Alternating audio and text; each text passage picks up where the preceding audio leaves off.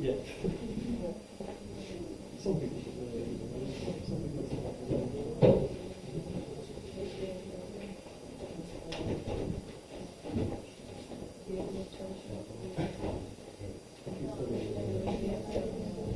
Okay, here we are. So good afternoon, everybody. Let me first introduce myself. My name is Guido Gottardi. It's possible someone of you has already met me in the first cycle. Anyone from civil engineering in Bologna of you? Only you? Okay. Anyone from the environmental engineering first cycle here in Bologna? Okay, you too. Building engineering? One? Okay. So all the rest are, I understand, from outside Bologna, or outside Italy as well. So welcome on my side. I, as you know, in charge of the second module of this geotechnical engineering course. You have already completed the first module with Professor Marchi, and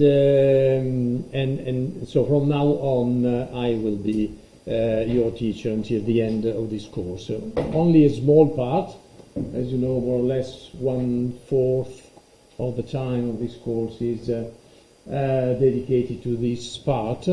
This is not a separate, it's not, well, it is different, because it's not a distinct module from the rest of the course. The course is split in two modules, but it is meant to be one single course. So you have only a change of teacher, but no changement of the normal flow of the topics of this course.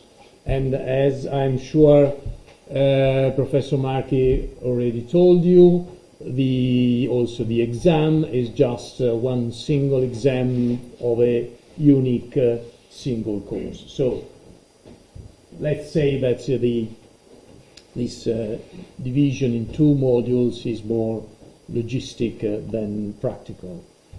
Nevertheless, my part, what I will talk to you is mainly related to the geotechnical works. As you probably know from the syllabus, what you can find on the website of this course, we will talk about foundations, which are the main geotechnical works, and is related, as we will see together, is related to all structures and buildings and infrastructures existing in the world.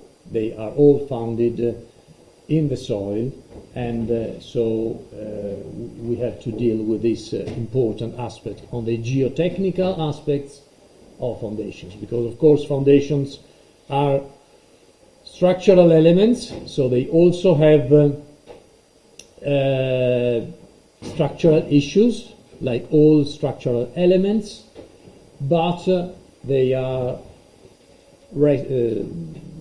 founded, they are bedded on the soil, and so they interact with the soil, and their design is strictly related to geotechnical aspects. So we will focus on the geotechnical issues, which is not the full design of this type of structures, foundations, but as I said, from the geotechnical point of view, are certainly the most common type of work that you can find.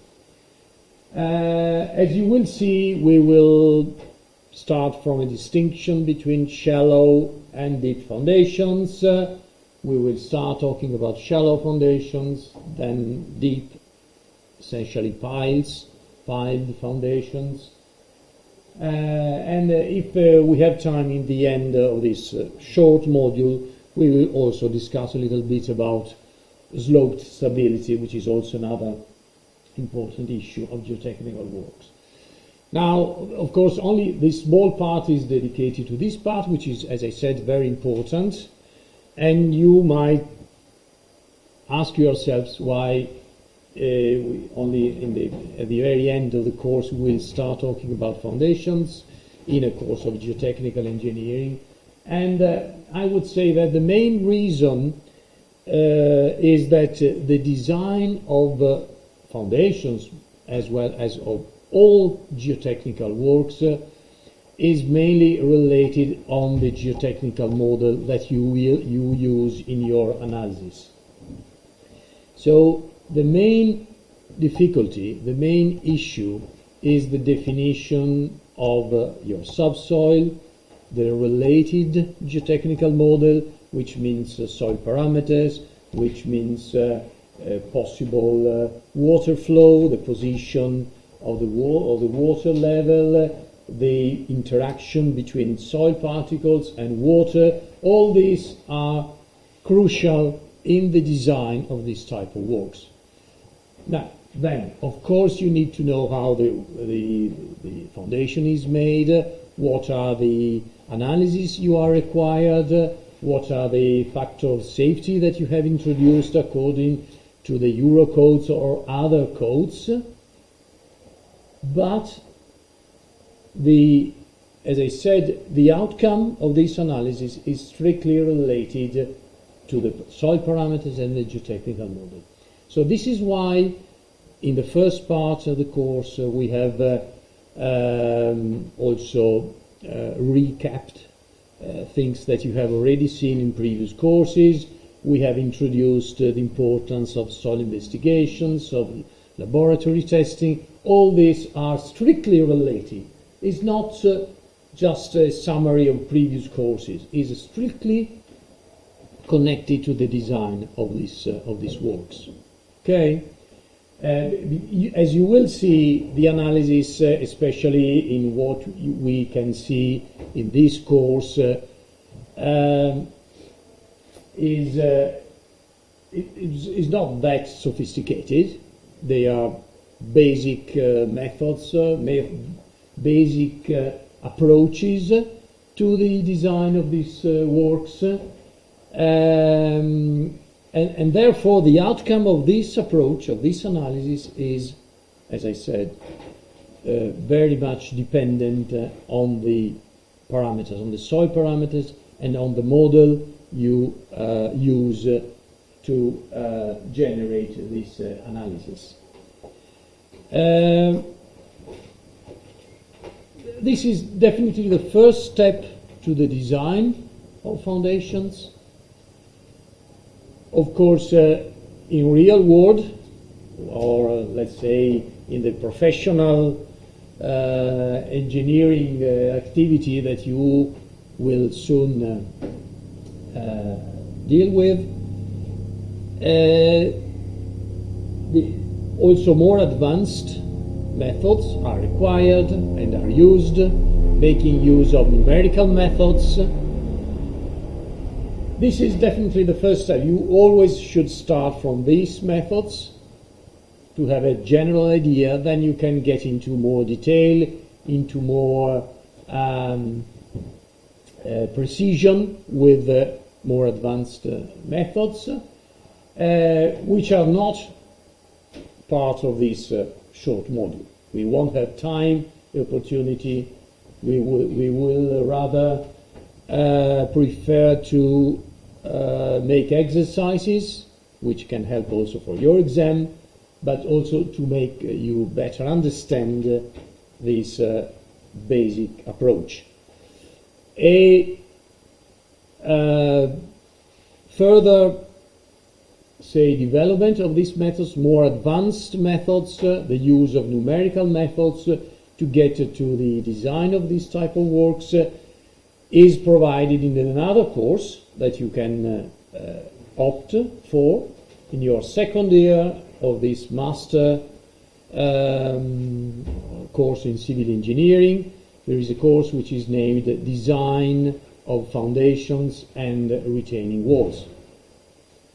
And this, I think, tells everything. This is in your second year, I think the second semester of the second year, and in that case there you might have a fully dedicated course to the design of these type of works. You will be asked to do short exercises using numerical methods, and so you can get to what you are really asked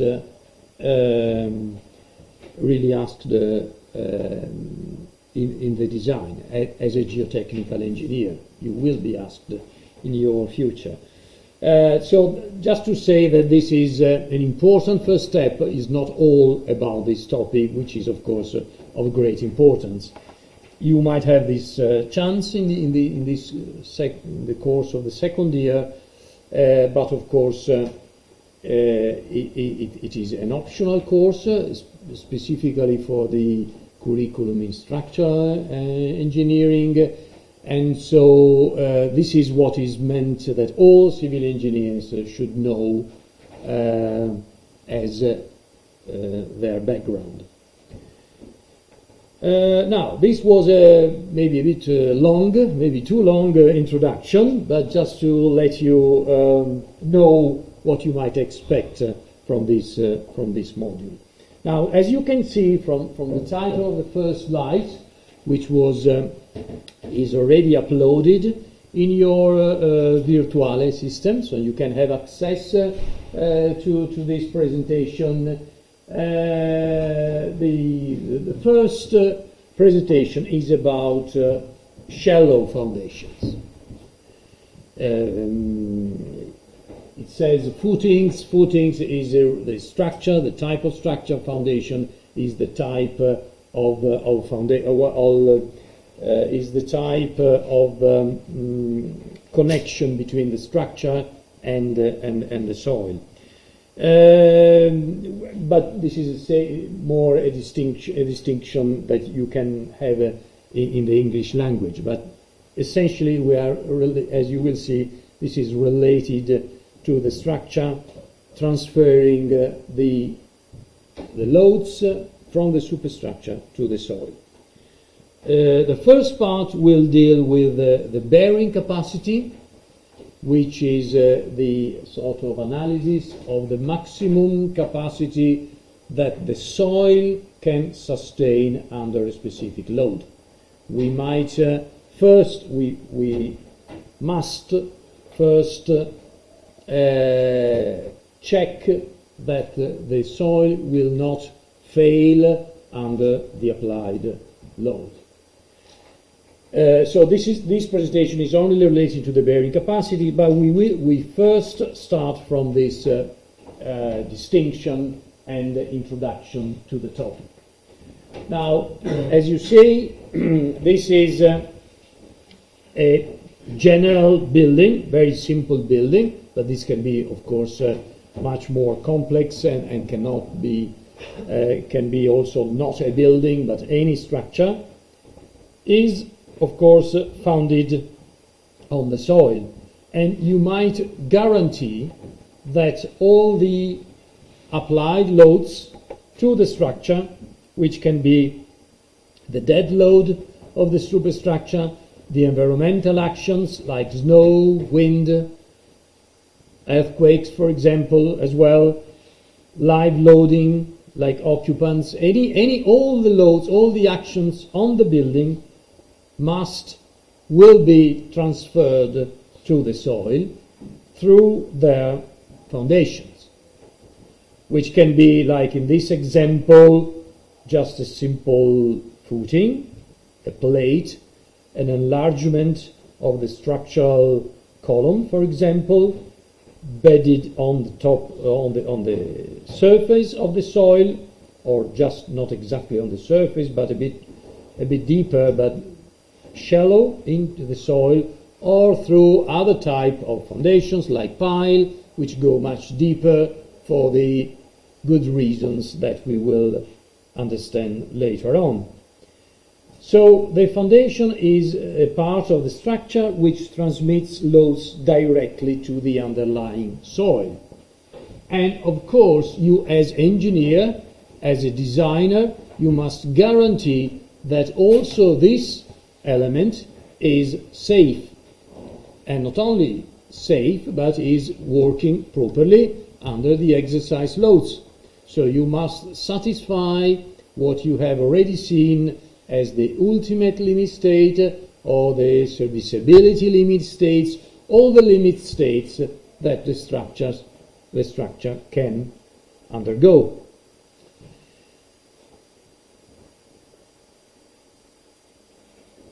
The soil which is below the footing is, in this sense, full part of the structure.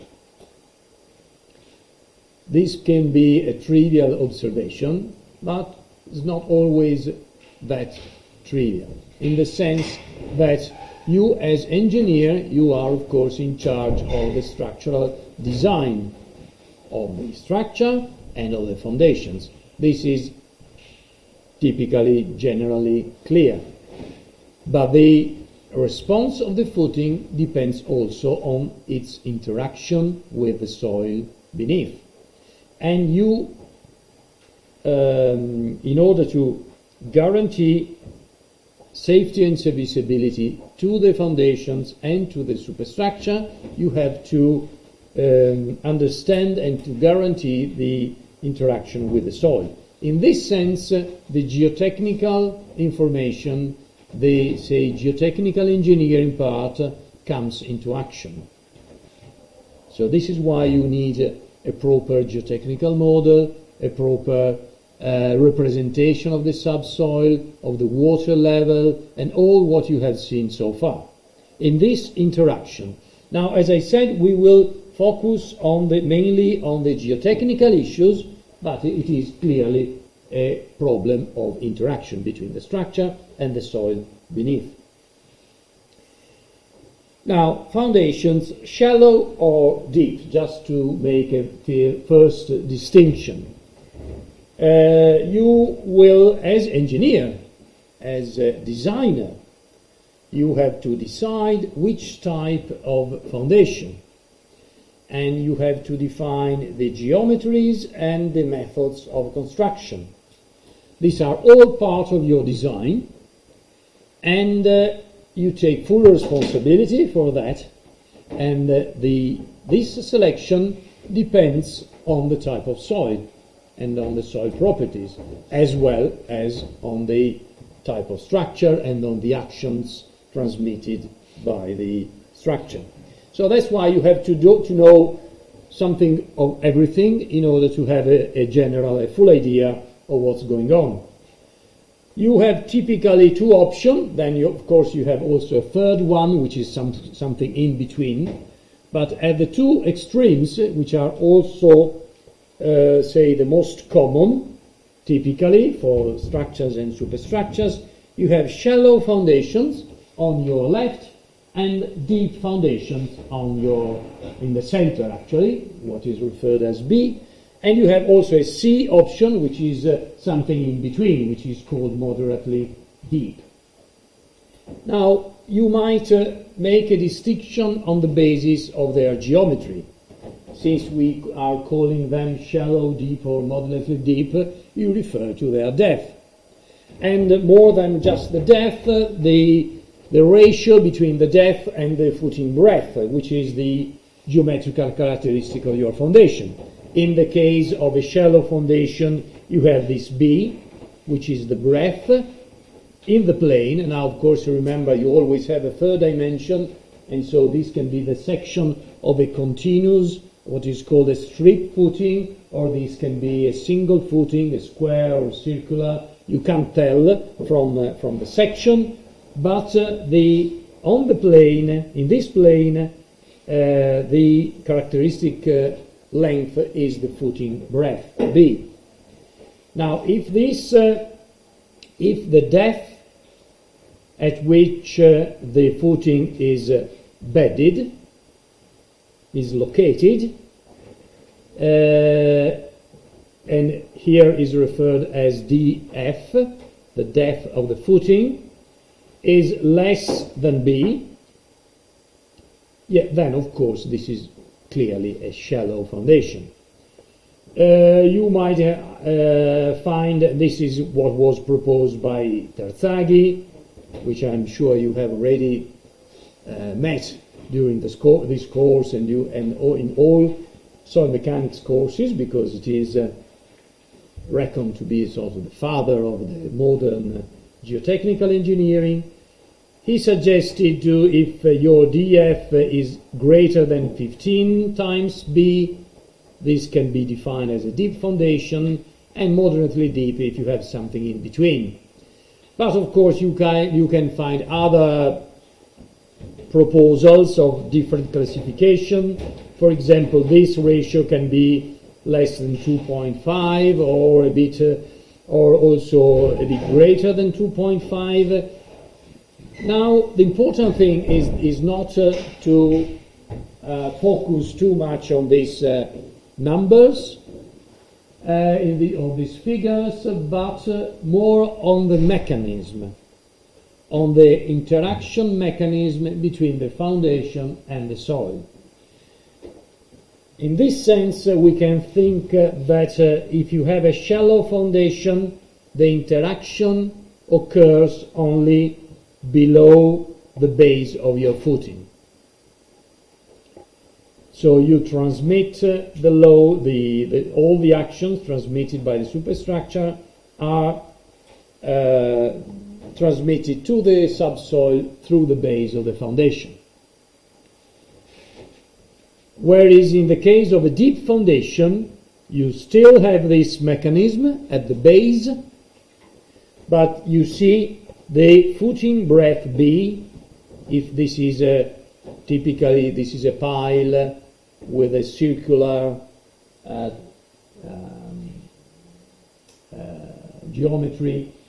This B is a diameter. This is the diameter of the pile.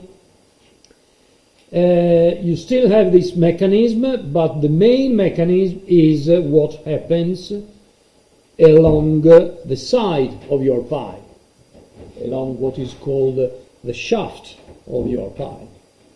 Okay, so you have this frictional mechanism that we will see in due time, which is the basic mechanism of transmission of the actions to the soil.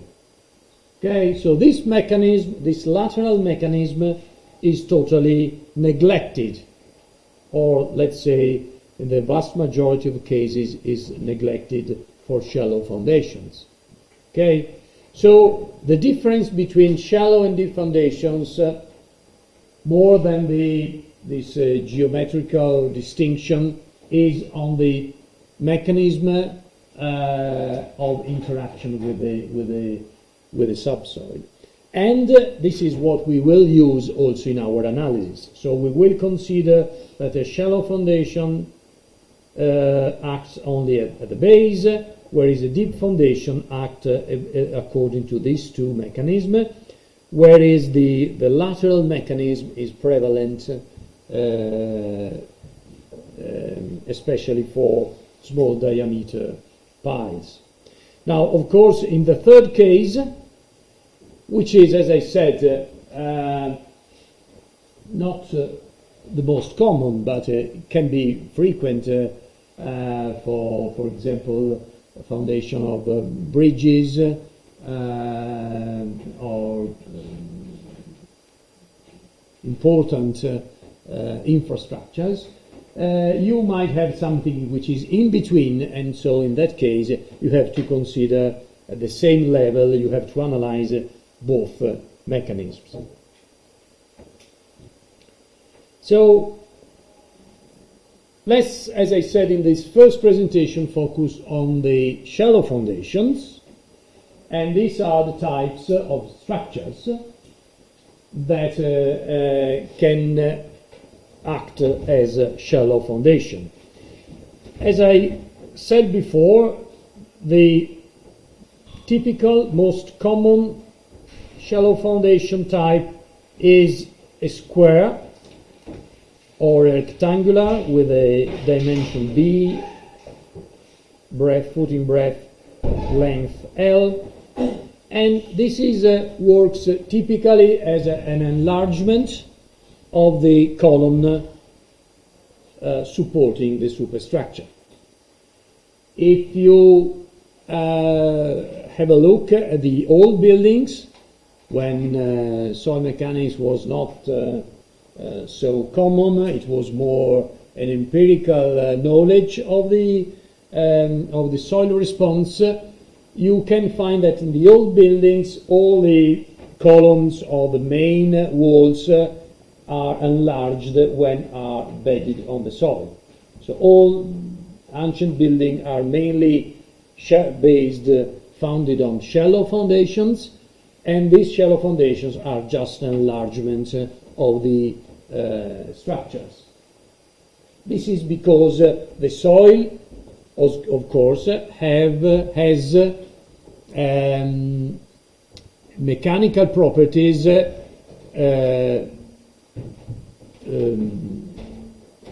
worse than the mechanical properties of the material used. These materials these days are concrete, are steel, reinforced concrete. The old days could be bricks, could be stones, could be timber, wood, but anyway, always better performing from a structural point of view than the soil. So this enlargement mainly wants to reduce the stresses applied, transmitted to the soil. Given a certain load, if you have a larger area, you reduce the stress to the subsoil in order to be acceptable for the soil. So this is the main idea of this type of foundation. You have a larger foundation, of course. The greater the foundation, the less will be the stress transmitted to the soil, and so the less important will be the consequences to the subsoil.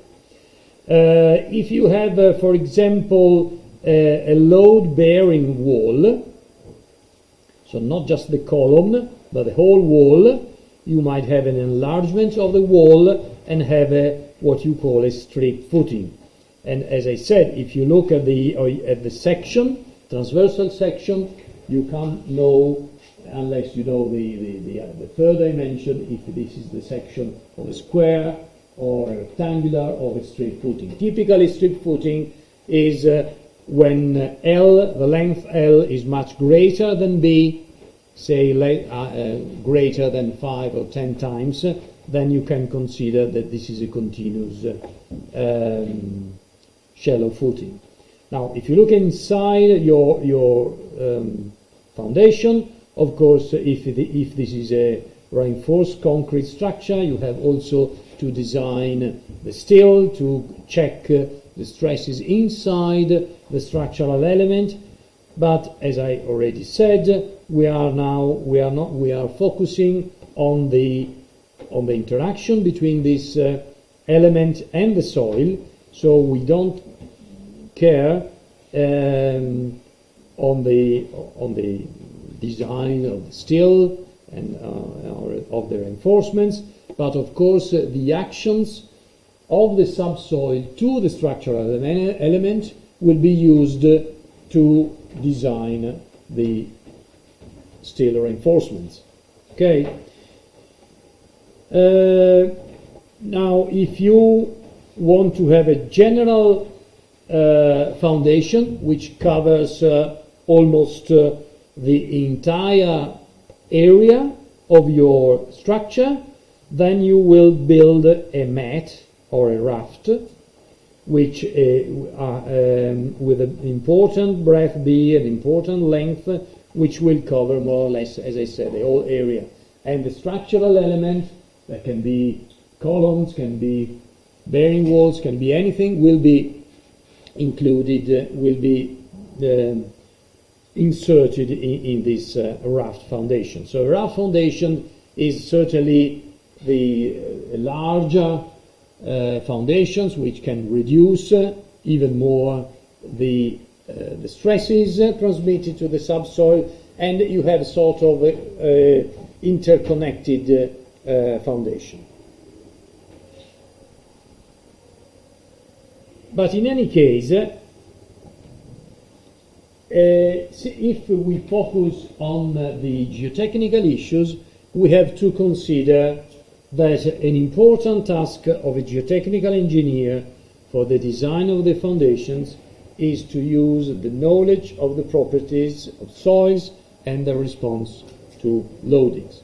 So we need to apply our knowledge, our understanding of soil mechanics concepts to the design of the foundations. And you see in this little drawing, you see this is not exactly a shallow foundation, this is a sort of an embankment, but is a sort of foundation loading. So a case in which you increase the vertical load, and you see along a possible critical surface, a possible slip surface along which the shear strains in the soil are concentrated, so where you develop your soil shear strength, you see that the stress path of the different soil elements is different. And this is somehow, if you think of what you have done in the first part with Professor Marchi, you have stressed the importance of the stress path. You can see that typically in geotechnical works you don't have a single stress path of all in the soil, but different soil elements will be subjected to different stress path. And if you want to represent the soil response, you should consider all these stress paths. And as you see, this, for example, should be a triaxial compression. This should be a triaxial extension, TE. This DSS could be a direct sample shear reproduced in a direct simple shear apparatus, and or direct shear if you have, in the case of a pile, for example, you want to measure the friction between the soil and the structure. So this just to say that different soil elements are subjected to different stress paths and will present a different response according to their stress path, as you have seen in the first part of the course. Now, in the end, especially, we refer to basic approaches at the beginning of this lesson, and so we have to find a solution which is still significant but not as complicated, because in this case you should consider the different response of the soil to different stress paths in different position of the same slip surface. So this is what happens in the reality, but in practice we tend to find the most significant stress path in order to get a solution which might not be exact, but at least is fine enough. So that's why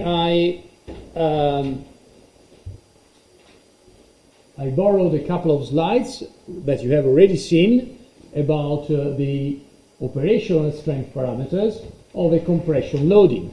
So these two slides you have already seen, so we can go relatively quickly to see what happens on a load path plane where you have the S and S prime versus T coordinates. In this type of plane you can represent the load path to which is subjected a soil element, a representative soil element. So not all those elements which I have shown in the previous slide, but the main element, which is the one below a foundation loading. We have two slides. One in the case of a normally consolidated, of a slightly numerically consolidated soil, and the second one will be for a heavily over-consolidated soil. So in the first case, we might think of a typical horizontal soil half space, an element A, which is subjected to a K0 initial stress state, which is represented by the point A on the ST plane. And then when you apply a foundation loading, which can be an embankment or can be a foundation, now in this case we are talking about foundation loading, you will tend to increase from A to D. In this plane, the simplified load path can be represented as a segment with a 45 degrees angle with the horizontal. So A to D is at 45 angles and is a total stress load path, okay, in total stress terms. So this is what we apply to the soil. Now, if the soil is fully saturated, if the soil is a fine-grained material developing pore pressure excess of pore water pressure, your effective stress load path will not be like AD, but will be like A to B. And the difference between AB and AD is exactly the pore water pressure development, the excess of pore water pressure developed by the load applied on the fully saturated fine-grained soil. Okay, so I assume that you can follow me, you understand what I'm saying, because this was already shown to you, and I don't want to spend too much time to this. But it's important to see, it's important to know also for what I will tell you later on, that B is different from D. And B is what you get in the short term, in undrained conditions. Okay? When then you have consolidation process, when with time you move from B to D. Okay? So essentially you apply a load which makes your representative element going from A to D, but your soil will respond going from A, B, and then to D. So the final point is definitely D in both terms, total and effective stress, because the point D is the equilibrium reached with the applied load. The difference is that if you go from A to D, passing through B because of the presence of the excess pore water pressure. So if we think, now, sorry for this Italian, this is a failure envelope. You have a failure envelope which represents failure in this plane, and so if you continue your path A, B, you get to C. The distance between C and B is a simple but also clear representation of the margin of safety of your structure. If you consider that C is failure of course of your element, so this does not mean necessarily failure of your foundation, but certainly is a critical condition, because remember, A is a representative soil element. So C can represent failure of your element, critical also for your structure, if you follow your load path A, B, C. So in short term, you will go from A to B to C. In reality, if you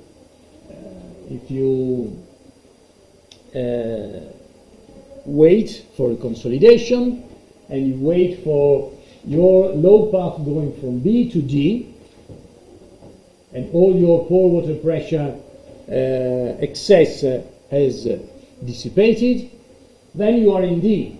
And you can see the distance between D and E, which is now the new element, clearly shows that you have a higher margin. So, in short, what is the message of this slide? That your conditions, your loading conditions in B are more critical than your loading conditions in D. And this is the same footing with the same loading. Okay? It's not a comparison between two different conditions. You have a footing which goes first to be in B and then to D. And this tells us that D is better than B. So D, which are the final conditions, the long-term conditions, are less critical than the short-term conditions. So we can conclude after that that if a foundation is safe enough when in B, at short term, immediately after the application of loading, in undrained terms, all different ways of expressing the same concept. If the footing is safe in B, it will be even safer in D. So with time, the footing will gain safety, just because the pore water pressure is dissipating, you increase your effective stress, and so you increase also the available shear strength in the soil. So this also tells us, okay, I will try to design my foundation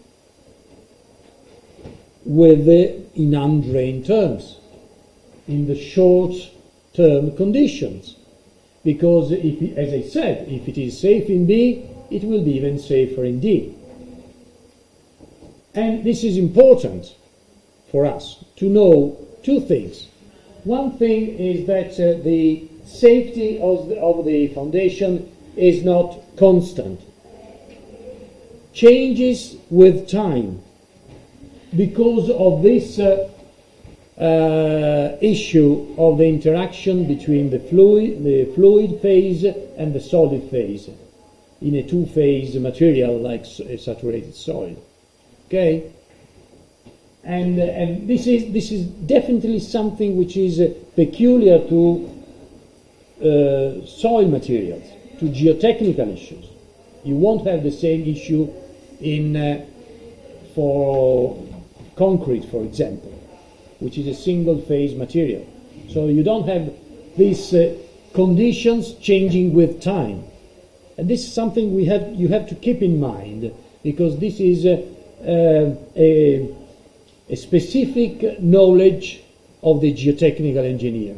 The geotechnical engineer knows that the safety conditions can change with time. Okay? And just because you have the consolidation process, which can take months or even years, decades sometimes. The second lesson that we can get from this is that in this particular case, for this foundation loading, in this particular soil, normally consolidated soil, the critical conditions are short-term, undrained, and the more time goes, the better it is. Okay? So you build your building, the building is safe, okay, you can go and be happy because things can be only better. Okay? Now, still foundation loading, but for an over-consolidated soil, heavily over-consolidated soil. which means that the K0, the initial stress state, is greater than 1, because the horizontal stress can be greater than the vertical stress. And so that's why our A point, initial point, is in the bottom quadrant of this plane. You then apply a load. In this case, this appears greater load, but this is qualitative terms, so there is no numbers in this plane. Still, your foundation load path is a 45 degrees segment directed to the top right side of the graph. Now, in this case, you might remember, I hope you remember, if not, have a look at your notes related to the response of the fully saturated, fine-grained, over-consolidated soils. They would dilate, they would increase their volume in drain conditions. In undrained conditions, they will develop a negative excess for water pressure.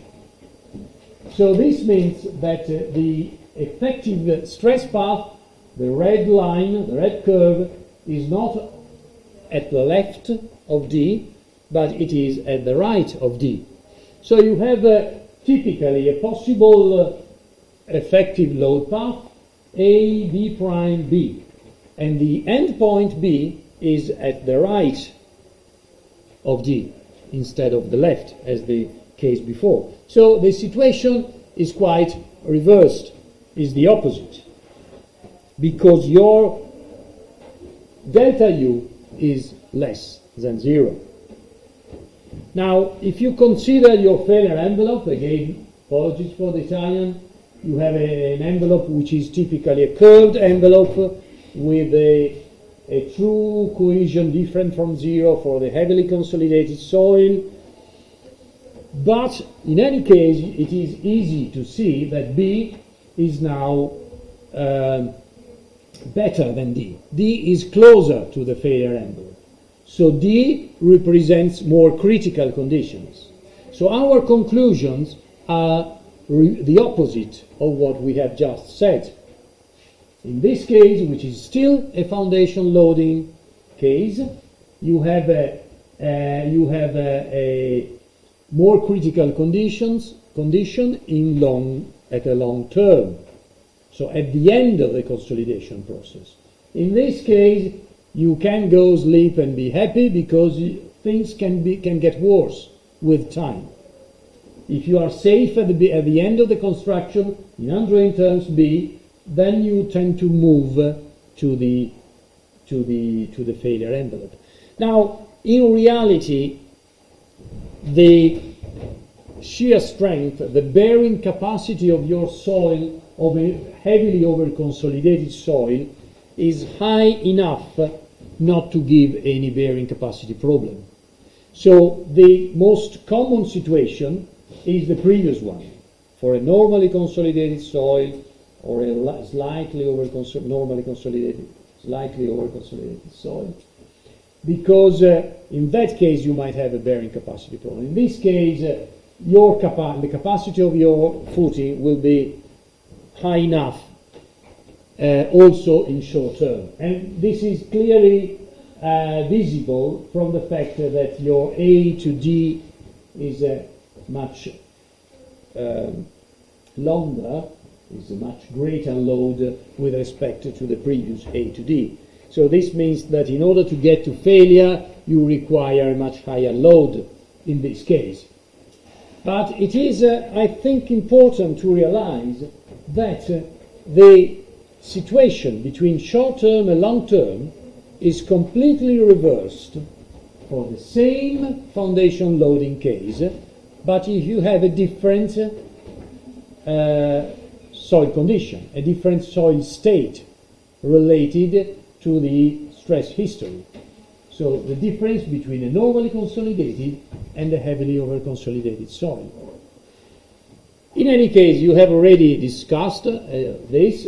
As I said, this is just to recall the importance of this for our analysis.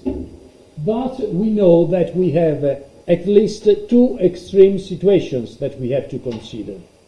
The short-term condition, represented by the point B in both slides, in which you have to consider that your delta U is different from 0.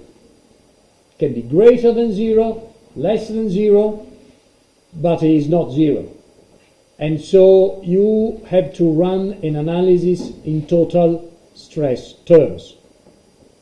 Then on the other extreme, you have your situation in D. D or delta U have dissipated. You can run an analysis in effective stress terms, and this situation refers to long-term conditions. You have these two extremes, and you have to analyze both, knowing that you might get better or worse, depending on these different situations, but you still have to analyze both.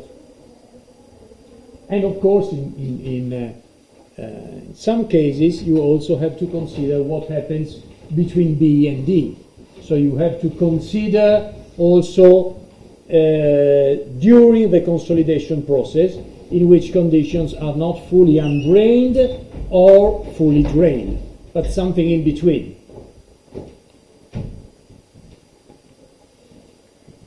Now, let's try to move, having recalled all this important information from soil mechanics. What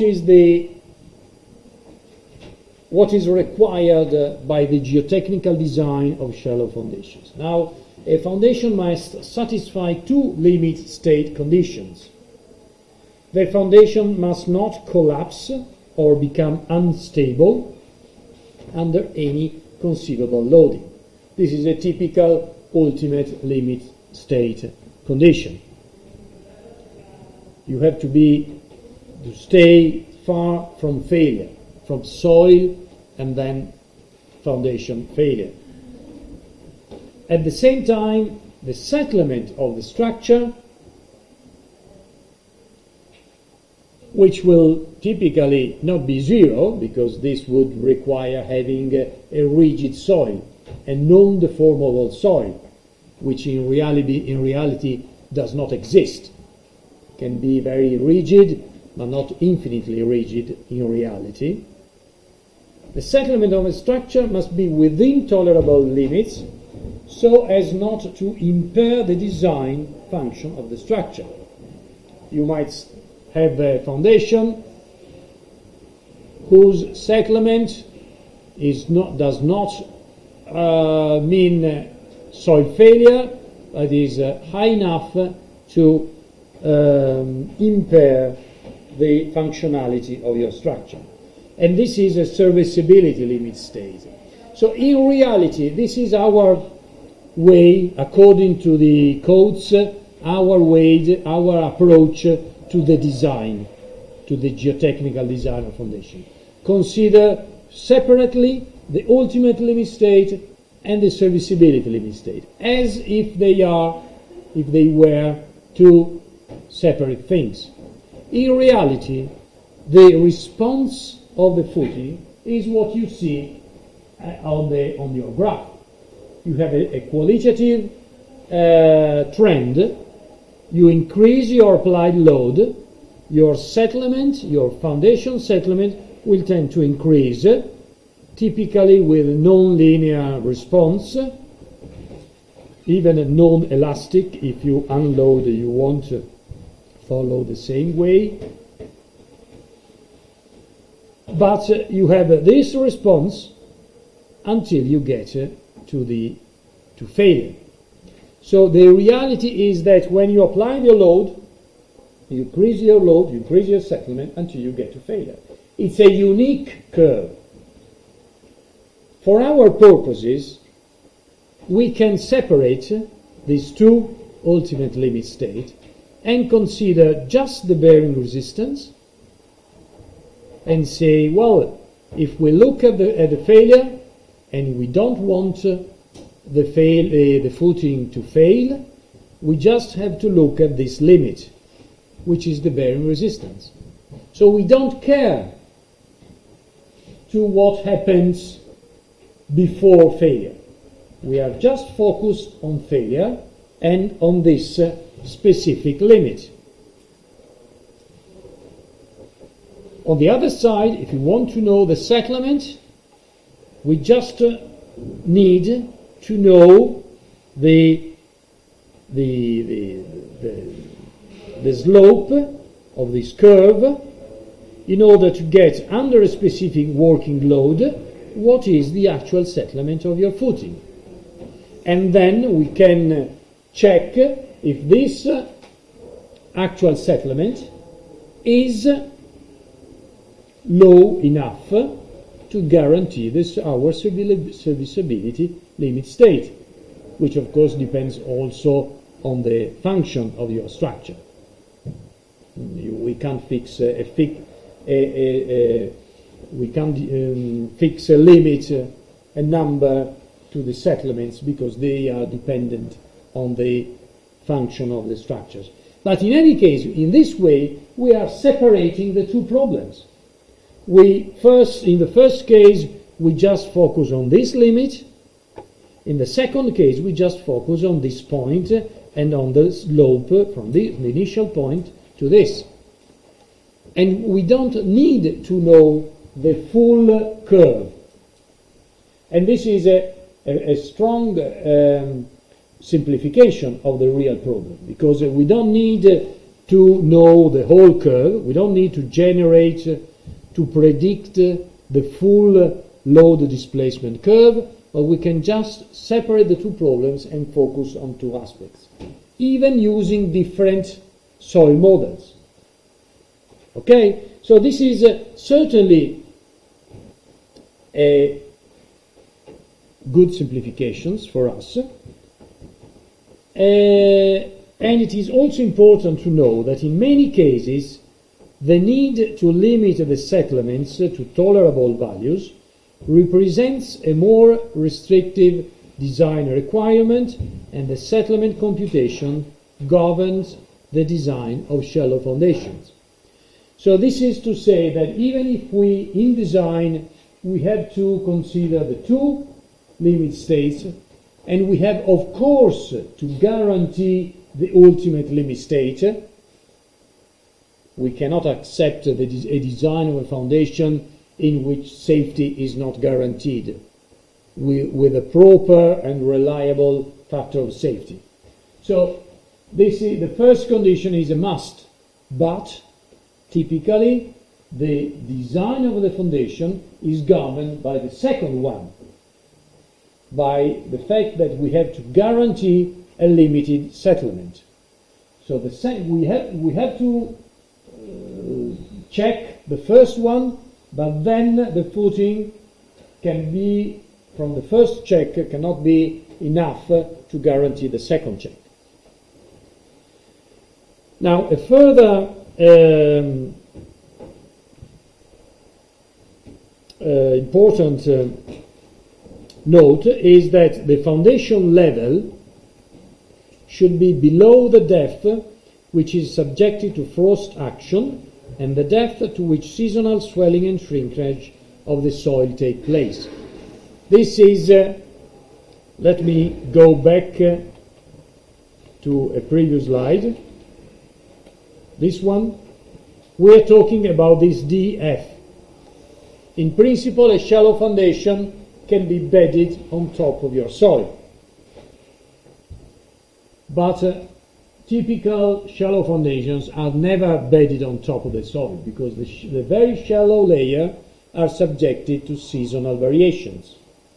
They tend to swell in winter with a higher water content. They tend to shrink, to reduce, to produce settlement in summer with desiccation of the soil and reduced water content. This, of course, depends also on the climate conditions and on the weather conditions. So it can be variable at different latitudes. You also have to guarantee in northern countries, for example, that there is no frost of the shallow layer. In all cases, that dF is not zero. The dF is at least something which goes below the top layer, in order that to reach soil which are only relatively, if not at all, subjected to seasonal variations, in order that the foundation will not move, not because of the applied loads, but because of these seasonal variations of the water content. So, and this is a really an important initial note on the design of shallow foundation. Now, you might have foundations which are just bedded on top of the soil, but this is more common for offshore foundations, which are not subjected to seasonal variations, and where it is more complicated to produce an excavation, to apply the load at a specific dF. So gravity foundations offshore, for important offshore structures, will be bedded on top of the soil. But this is a very specific case. Typically, onshore dF is not zero. Okay, I think we can have let me tell you just one more thing before a little break. This is what we think is the full low displacement response of your foundation. In reality, you have many cases in which you don't reach a precise bearing capacity limit value. Your foundation will tend to, your applied load will tend to increase monotonically with settlement, never reaching a plateau, never reaching a horizontal tangent, which is zero stiff, which means zero stiffness. This is the response, the actual response of a foundation taken to very high displacement. If you look at the axis, the x-axis, you see settlement W divided by D, which is the diameter. So you see that you reach 0.2, 0.3 settlement. If you have a diameter of, let's say, 1 meter, 2 meter, this means 20, 30 centimeters. If you have a 10 meters circular footing, this means 2, 3 meters. So we are talking about settlements very large, which are of course not tolerable and are also difficult to be reproduced on site. If you want to study the response of a footing, of a real footing, you can go on site, apply this load, but this means applying a very high load, which is very difficult to apply even in a full-scale test on site. So where does these results come from? Come from a centrifuge test. Now, I don't know if you have ever heard of centrifuge in geotechnical engineering. Not, of course, you know the centrifuge in your washing machine at home. A similar mechanism can be reproduced in a soil mechanics laboratory with a soil model which is spinning rather quickly around and developing an important centrifugal force, which is normal to the directed as the radius of the centrifuge. Now you see the section. Now I don't want to make it too long, to make a long story, but this is the way in which applying this centrifugal force, you apply a sort of an enhanced gravity to your soil model. So the soil model is not subjected to normal gravity, like we are all subject here. 1g is the gravity to which we are all subjected. In this model, spinning quickly around the center, where you apply a centrifugal force, you can increase, as you say, you can enhance this gravity field up to 50 or 100 G. This means that if you go inside this centrifuge and you spin around, you will weight 50 or 100 times your actual weight. Okay? The mass is the same, the gravity is 100 times. And the same for the soil. So the stress of the soil are, if you have a 20 centimeter soil, it will be like 20 meters at 100 G. So you can increase your fill and you can reproduce at a small scale what happens in reality at a full scale. So what you see here is the actual response in a centrifuge of your footing, showing that when you go to high loads and large settlements, your footing will never reach a limit. You never reach a plateau. So you will increase. So the whole story is to say that we think that this is the response, but in many cases the response of the footing is like that, and you never reach a limit. And so how do you define a bearing capacity limit? Because you never reach a limit. And this question has not an answer, in the sense that if there is not a limit, you cannot define a limit in terms of loads, but just only in terms of settlements. Now let's have a 10 minutes break, and then we will resume from this point.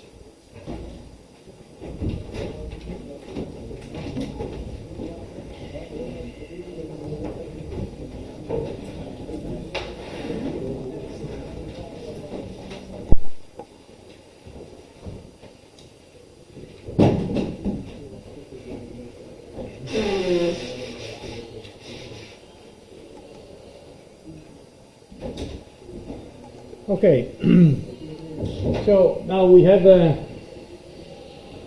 spent a long time, introductory time in the first part of this morning, but now I am sure we can go a bit quicker on the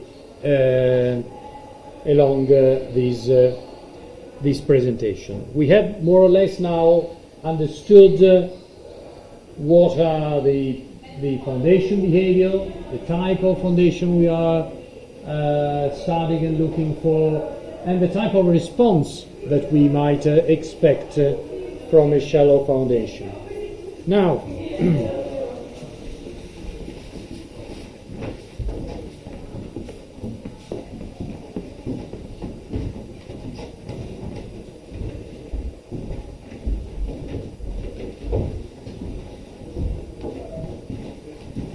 Now, let's go to the analysis of what we have called the bearing capacity of a shallow foundation. The ultimate bearing capacity, which corresponds to the ultimate limit state, is the vertical pressure or stress.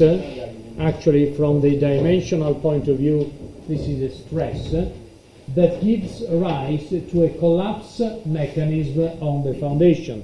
And once again, let's stress the fact that when we talk about collapse foundation of the foundation, we refer to the collapse mechanism of the soil beneath the foundation, not of the structural element itself. This can be reached, as we will see, not much in detail, but we will go through the application of the plasticity theorems of the limit analysis, which was introduced in the first module of this course. This is definitely a rigorous way of getting to a solution, getting to this vertical stress which corresponds to our ultimate bearing capacity. We will make use of, from one side, the lower bound theorem, and the other side, the upper bound theorem. In this case, a collapse or a failure mechanism must be assumed. So we in order to get to, if we want to get to the this ultimate pressure, we might assume a way in which this limit can be reached, and what happens when we get to the limit. So let's try to think or to model, to reproduce what we expect is a failure mechanism of the soil below the foundation. Now, from what we have already just seen on the load settlement behavior, there is not one single mechanism. The subsoil can perform, can react in different ways, depending on its characteristics. Now, the first possible failure mechanism is what we call a general shear failure. This applies to soil of low compressibility, such as dense, coarse grain soils, sands and gravels, coarse grain soils, which are relatively dense, so relatively also rigid, of low compressibility. But those soils are also quite well performing. Our dense sands are among the best soils from the mechanical point of view we can think of. Okay? But the same type of mechanism refers also to fine-grained soils in undrained conditions. And fine-grained soils, even soft soils, fully saturated, which, as we said many times, respond in undrained conditions. Undrained conditions means also is equivalent to constant volume. Constant volume means very low compressibility, because the overall volume cannot change. You can change only the shape, but not the volume. So also soft soil in undrained conditions, so in short term, behave as low compressible soils and can develop a general shear failure. What is a general shear failure mechanism? You can see the picture. You have the footing in the middle, you have the applied load, which we assume uniformly distributed on the footing, and you see the footing tends to go down, tends to penetrate into the soil because of the applied load. But the soil is quite rigid, very low compressibility. So this means that you have small settlements, but at the same time you increase the stresses in the soil below the foundation until you reach the limit, the maximum strength, shear strength, frictional strength developed along these possible slip lines. Those curves that you see below the footing are exactly slip lines, lines along which the shear strength is reached, and so you can have relative movement of the soil particles, and you can have slippage along those slip lines. So in fact, if you keep pushing your footing, but the footing cannot go down because the soil is quite rigid, when you reach this full mechanism and the soil can slide along these slip lines, then at this time the footing can go down. Can go down because the soil moves along the slip lines.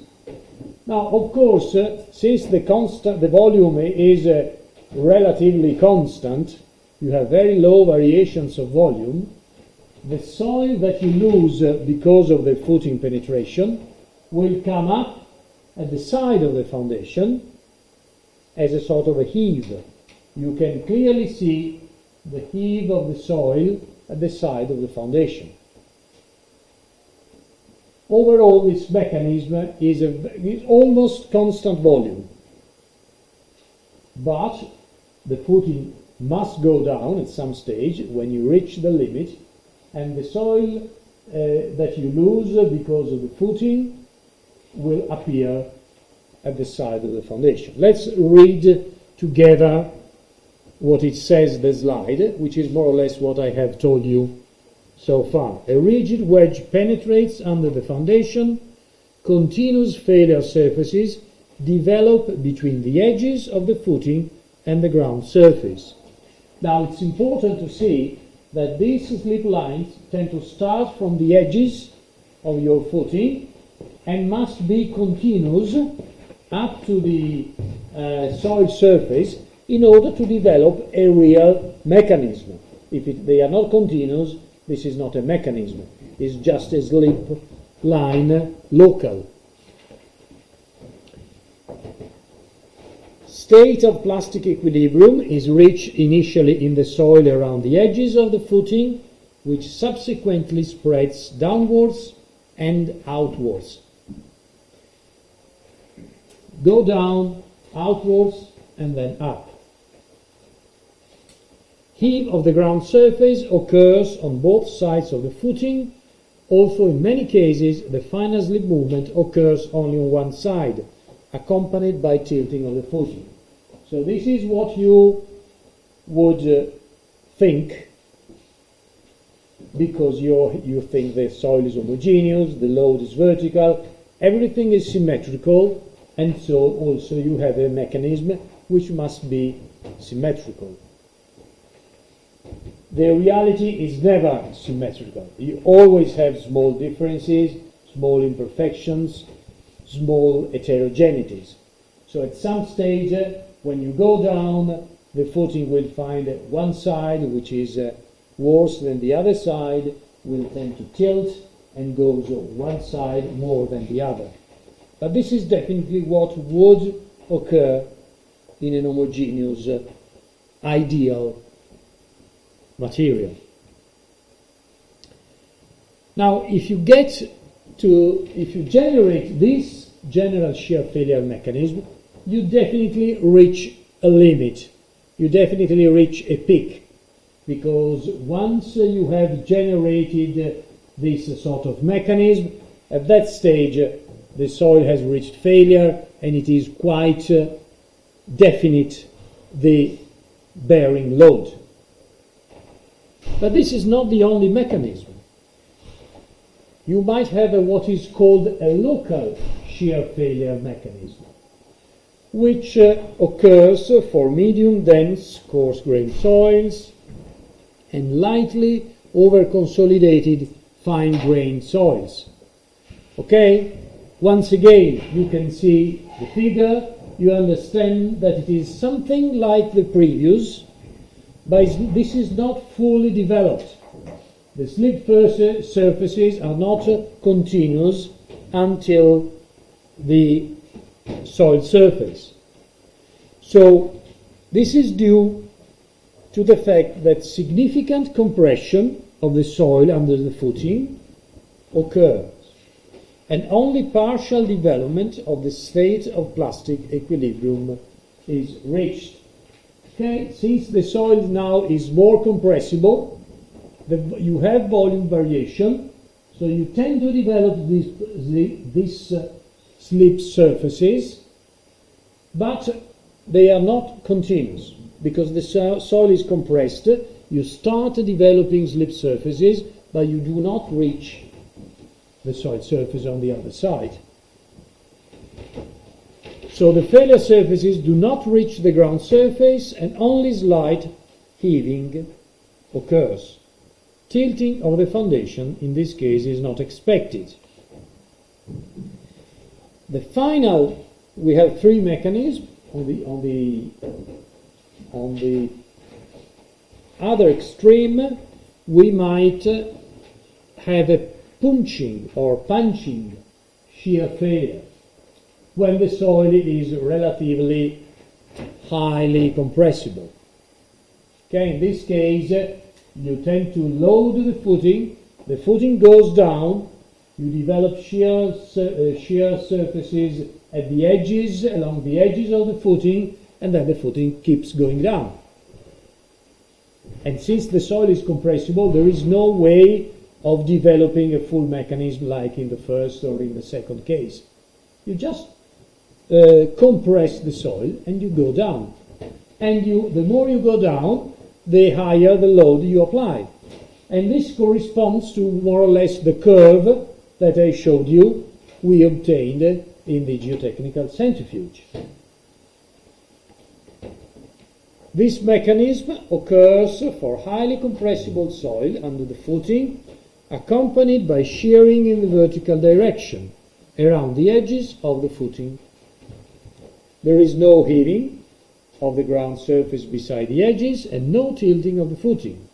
Relatively large settlements are a characteristic of this failure mode, and the ultimate bearing capacity is not well defined. As you say, this corresponds to what I showed you. You never reach a limit. You cannot define a single limit value. Now, this slide puts together on the left side these three mechanisms: general shear failure, local shear failure, punching shear failure. And in the middle you have the corresponding load settlement that you would expect for each single mechanism. You see, in the first case you reach a peak and then you have a decrease. It's a brittle failure. You reach the limit, you develop the mechanism, and then the footing moves and goes, even sustaining a smaller load. So it's a fragile response. The general shear failure, instead, tends to be not to develop a peak, can reach a sort of a plateau, as we said before, sort of a limit with a tangent, which is in this case, in this graph, is vertical, but is not certain that you get to a limit. In the case of the punching shear failure, you have a monotonic load, you keep increasing the load, you keep increasing the settlement, and you never reach a limit. Now, in this graph, in this chart, suggested by Vesic somewhere, I should say, anyway, this given by an author in the 70s, of last century, proposed by Vesic. You see that in the horizontal axis you have the relative density of a coarse grain material. So the more you increase the relative density, the less compressible is the soil.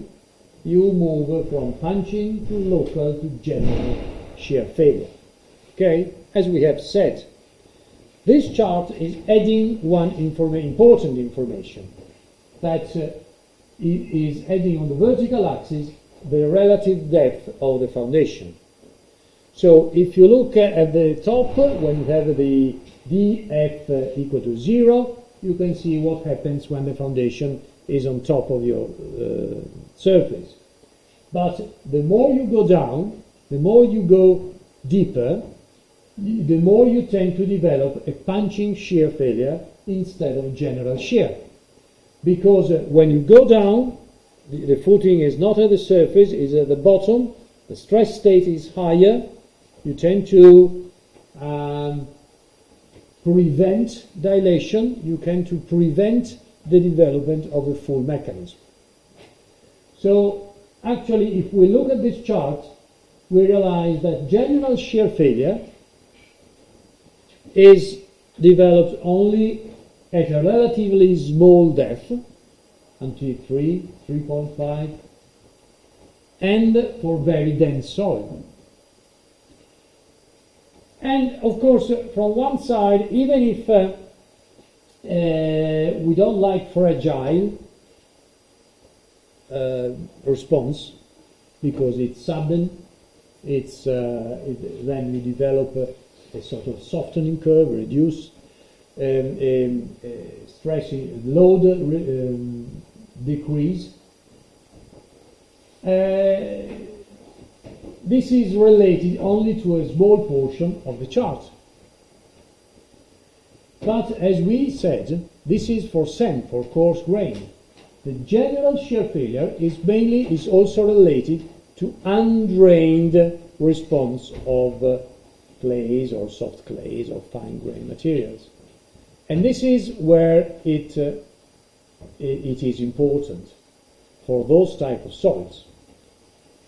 Because the first one, only the general shear failure, is the type of failure which allows us to define a specific value, which is the peak of that curve. That specific value is what we are looking for our solutions, with our solutions. Okay?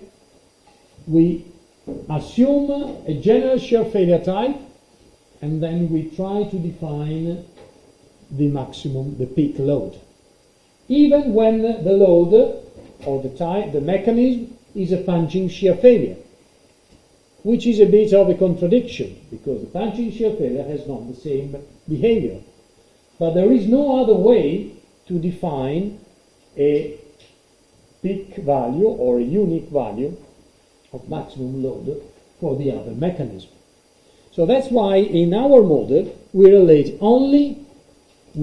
to general shear failure. And this is where we can apply our plasticity theorems, the lower bound theorem and the upper bound theorem. Okay, now this is more a slide which is packed with text, just because it is a bit more complex to describe and to talk about, so you can have a full definition. But this relates to what you have already seen about plasticity theorem. So what are we looking for with a lower bound theorem? If there is a stress field such that equilibrium equations are satisfied and the stress does not exceed the yield condition, the collapse cannot occur. This is why this is a lower bound, because it's definitely an equilibrated solution, not violating the strength, the failure condition in any point.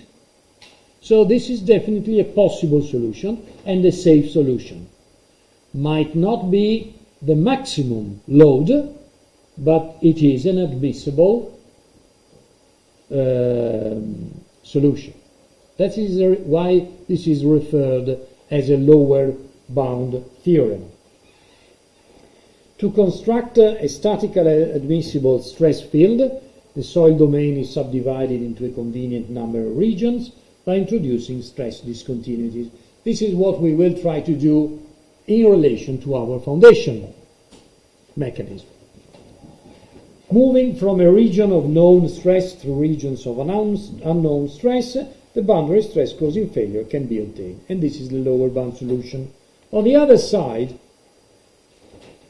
the upper bound solution theorem says that if the rate of work of external loads equals the rate of internal dissipation, then the collapse must occur. So we are looking for a mechanism, and we can think of infinite possible mechanisms.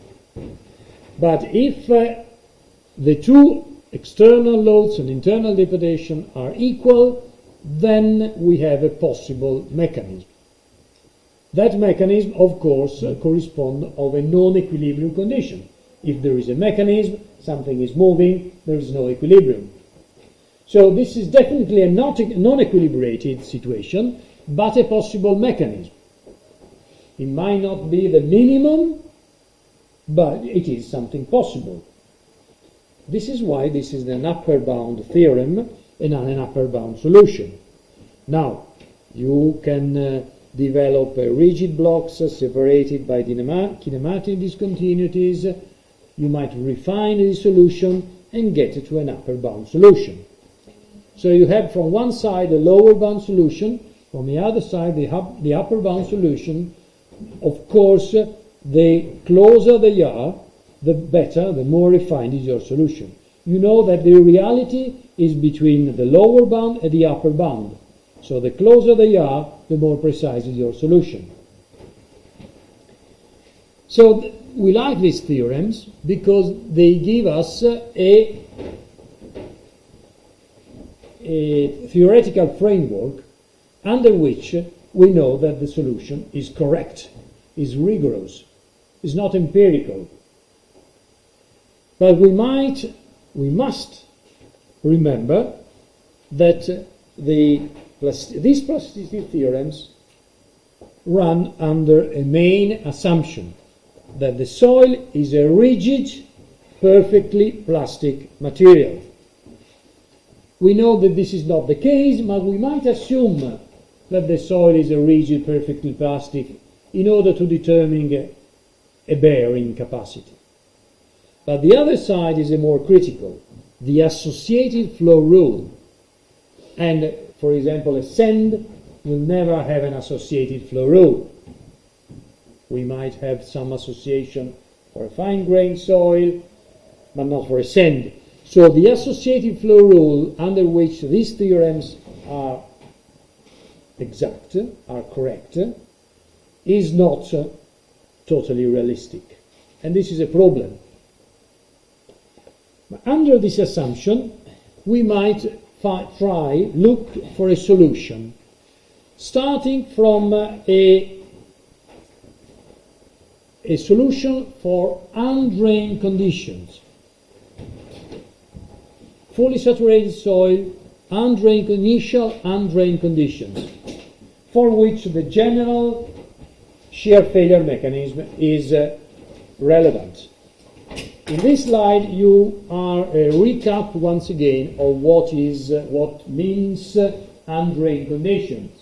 You apply a load, you develop a pore pressure excess that will tend to dissipate and consolidate with time, and so effective stresses at the bottom center graph will tend to increase while you decrease the pore pressure excess.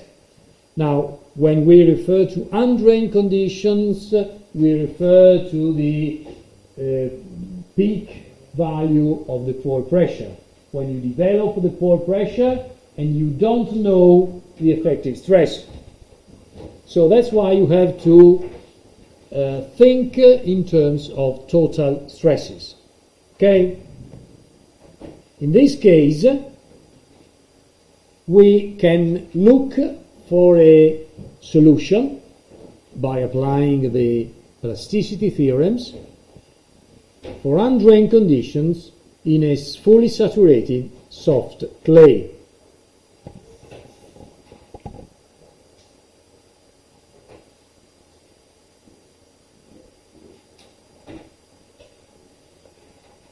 In undrained conditions, where we have no change of water content, we have constant volume, and we have to run a total stress analysis. In these terms, the failure criterion is what you have seen, you have introduced as Tresca criterion, okay, which is a criterion which is derived from the general Mohr-Coulomb expression, but when in terms of total stress. So this is the total stress. In total stress, these are called Cu and phi phi u, which are the two parameters in undrained terms. Now, for a fully saturated soil, this will be equal to 0. So these terms go to 0. And you are left only with one term, which is not stress dependent, but you have a unique parameter that you tend to call SU. SU and CU in principle are the same thing, but we prefer to introduce this term SU because this is nothing to do with the cohesion. This is not a cohesion like C would tend to remind you. This is the total shear strength that you have at a specific stress state. But according to from the mechanical point of view, this is a Tresca criterion. A criterion which depends on only one soil parameter, SU, and there is no stress dependency, like you should and you would have in the Moore criterion, failure criterion, in the Moore-Coulomb failure criterion. Okay, so this is what we use for defining the shear strength, the Tresca criterion, tau equal to SU. Now, let's start from the upper bound theorem applied to a possible mechanism, a kinematic mechanism. Where do we get this mechanism from? From what we have introduced, we have just introduced, the failure mechanism. So we assume, for example, a mechanism like this, with a triangle below the footing, the foundation, then there is another triangle moving upwards with the idea of having the soil heave, then you have the triangle going down, you have a transition zone, but in any case you have a load, you have a foundation here, footing breadth B, which goes down. The velocity delta V. This is the velocity because you have a mechanism and you have the footing going down.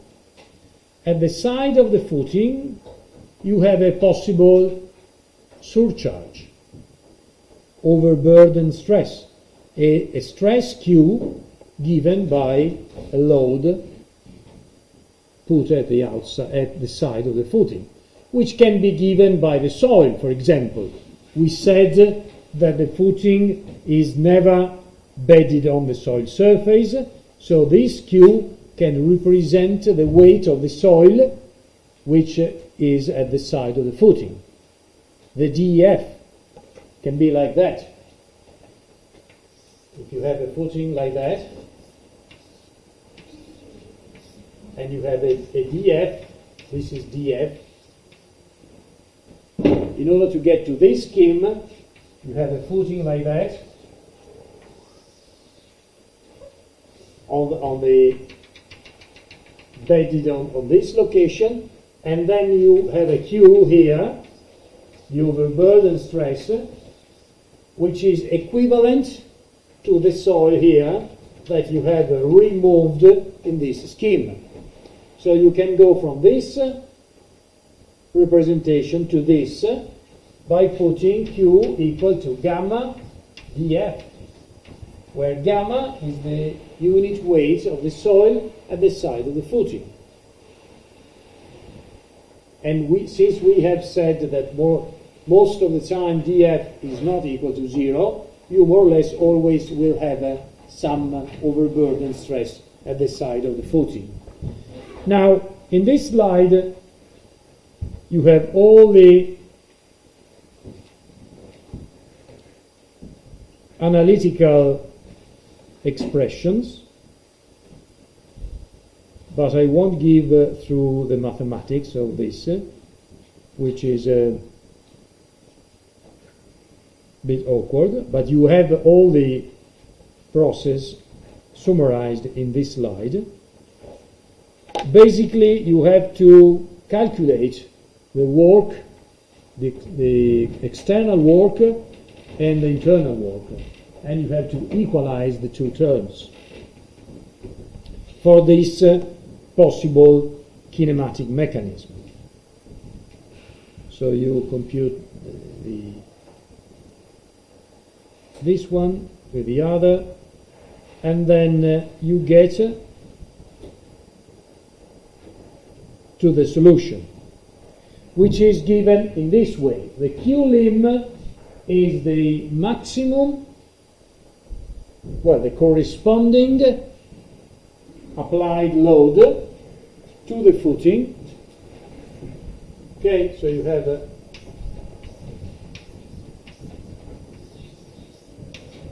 the pressure. So this is a force divided by an area with the dimension of the pressure applied to the foundation, which provides you this kinematic mechanism. Okay, in our term, this is an upper bound solution, and this upper bound solution is expressed as 2 plus pi SU, which is the undrained shear strength, plus Q. Now remember, this Q has nothing to do with this Q. This Q is the overburden stress. On this side, this Q lim is the overbearing capacity. Now, why you have exactly this expression, you should follow all the analytical path. As I said, you equalize the two works, external works, internal works, and you get to this expression. This is a very simple expression, which corresponds to that mechanism. Might not be the right solution. This is an upper bound solution, but this is something which is given, because this depends on the overburden stress. And this says also that the deeper you go, the greater is dF, the greater is Q, the greater is your limit load. So this is another reason to build, to make a foundation deeper. Not only because to avoid seasonal variations, but also because the deeper you go, the higher is your limit load, your bearing pressure. But where comes into action the shear strength of the soil here, our SU? In the other terms, which is multiplied by 2 plus pi, which is 5.14, which is a coefficient which comes out from the analytics. Okay? This is an upper bound. So you know that your Q lim is less or equal to these terms. So this does not help much if we don't introduce also a lower bound solution. The lower bound solution is to define something which is equilibrated and does not violate the failure criterion in any point. So, for example, we can start from one single stress discontinuity, assuming that that is the stress state at those two elements. Then, once again, you define the Q is gamma D. It says D, but D and DF is the same. And you define in B the state of stress. Once again, you can follow the mathematics in the slide, and you get to a solution of Q lim, which gives you Q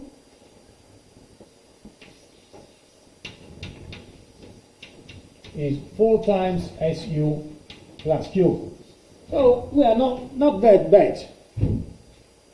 This is definitely a lower bound, so this is less than this, which was an upper bound, and the true solution under this assumption is between these two. But this was a very basic discontinuity scheme. We can do better. We can introduce what is called a fun of discontinuities, in which the stress state of the soil continuously changes and is equilibrated in each region separated by this fun of discontinuities. Now you have to run the calculation more times for each region. You apply the equilibrium and you get to this solution, which is still a lower bound, but it says 2 plus pi Su plus Q, which is exactly like the upper bound. So this is a great result. The upper bound and the lower bound solutions match each other. So this is not only lower and upper bound, this is the true solution. Now, of course, under these assumptions, plasticity, associated response, and undrained conditions, according to the Tresca criterion. So, to everything we have introduced so far. But we get to this solution, which is our solution. Now, you can say 2 plus pi, you can call it NC, and call it bearing capacity factor. And this is something which was, you see, found out, developed more than a century ago. Now, if we go to the drain conditions and we introduce the Moore-Coulomb failure criterion in terms of effective terms, so that you introduced your effective stress, and so your parameters are C prime and phi prime, things get more complicated. We like Tresca criterion because it's not stress dependent. It's not correct, unfortunately. It's not how the soil behaves. The soil behaves like this, but of course analytically this is better. In fact, if you introduce the Moore-Coulomb criterion, you want to find a solution, a unique solution like in this case. You can still apply the upper bound and the lower bound, but you don't get a unique solution. You cannot make the two bounds converge. Now we can then put all together the effect of soil weight, the cohesion, the overburden, everything, introduce something which is not the correct application of lower bound and upper bound.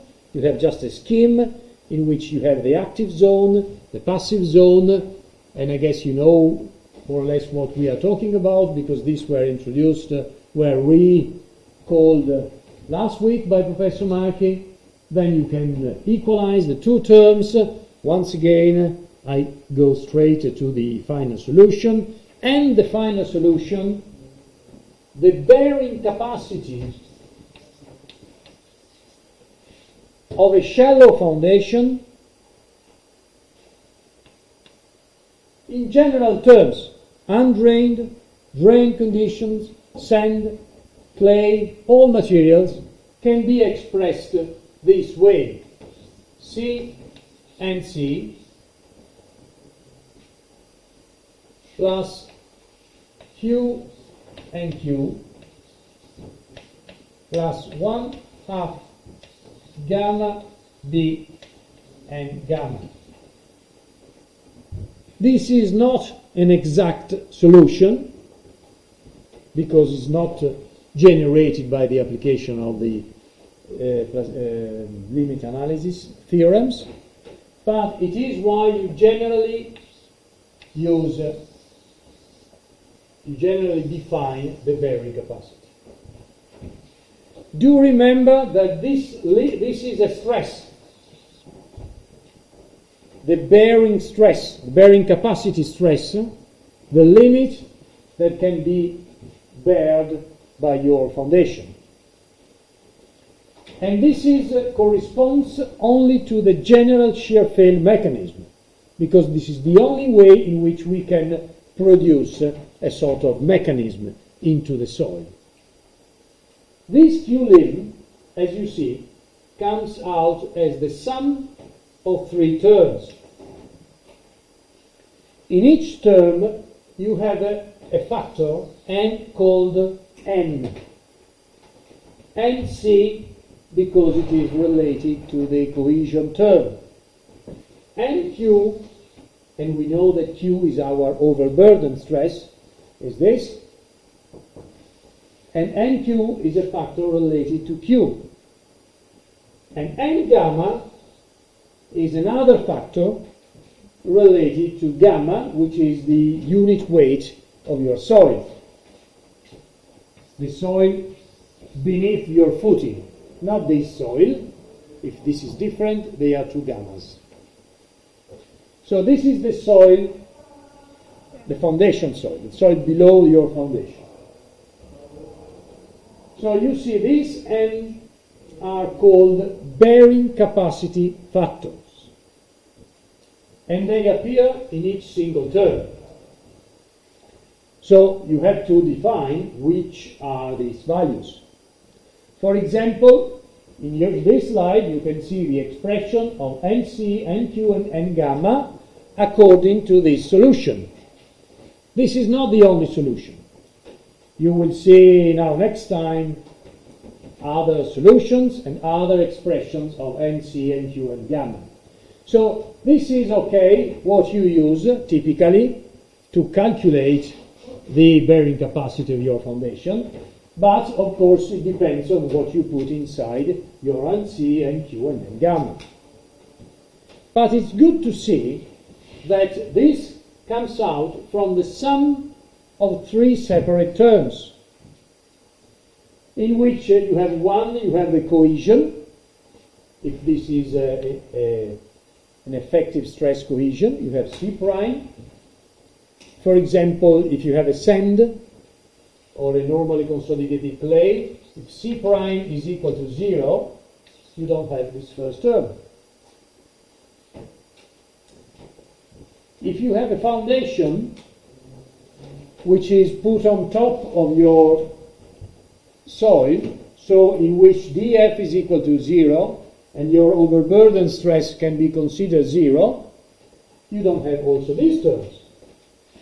And you are left only with one term, which is what is provided by the soil below your foundation, which depends on gamma, which is the soil unit weight of your soil, but depends also on B, which is the footing breadth. So this expression tells us that the bearing capacity of a foundation does not depend only on the soil, but also on the footing, which appears with its characteristic breadth. Okay, gamma 1/2. Now, where is phi? Where is phi? Phi is the main shear strength parameter, which is what will provide our bearing capacity. Where is it in this expression? You have cohesion, you have overburden stress, you have the soil unit weight. Phi is here, inside all these bearing capacity factors. It does not appear in clear in this expression, but you can see Ka and Kp. Ka and Kp are the earth pressure coefficients, which are a function of phi, according to Rankine. So actually these are all function of phi prime. Of course you have three different functions for the three different varying capacity factors. I tell you just one final thing, and then I let you go. This, as we said, is in general term. And if you put C prime and phi prime, you are talking in terms of effective stress, and so this is a long-term analysis. Okay, a long-term analysis.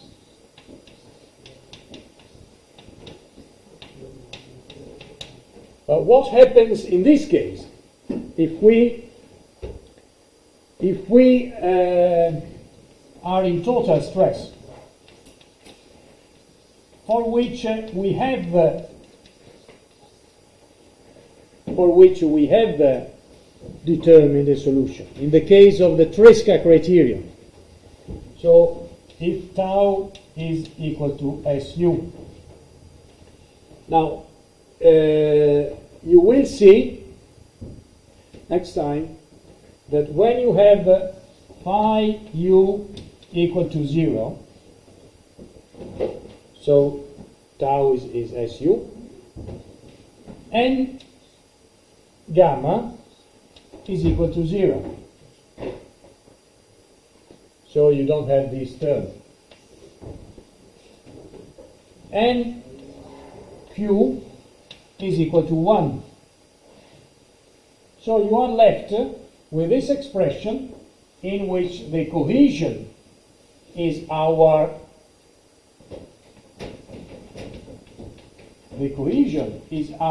SU according to the Tresca criterion, times NC plus Q times 1, which is NQ, and you don't have a third term. So this expression is also applicable in total stress terms for short-term conditions, because you end up with a solution which corresponds to the one we derived before. Now, of course, if you want to use exactly the Prandtl 1 century ago solution, that NC will be 2 plus pi.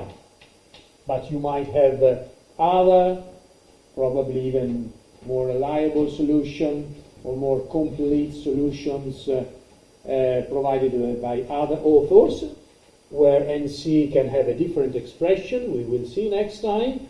But in any case, this expression can be suitably used in all situations: short-term, long-term, effective stress, total stress.